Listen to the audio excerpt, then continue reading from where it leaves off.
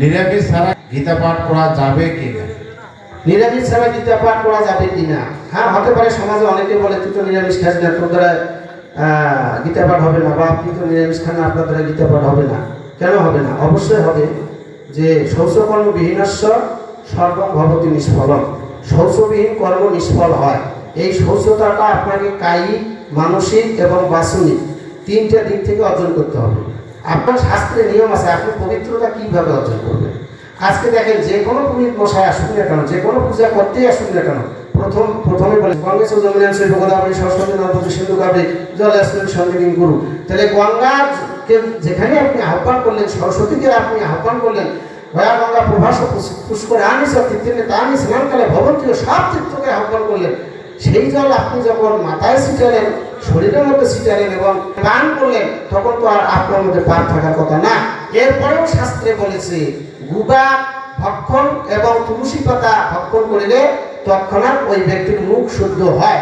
তাহলে আপনি পবিত্র মনে, পবিত্রভাবে স্নান করে, পবিত্র বসন করে, পবিত্র আসনে বসে আপনি এই কার্যগুলো করবেন, তাহলে আপনি গীতা পাঠ করার যোগ্য, শাস্ত্র পাঠ করার যোগ্য।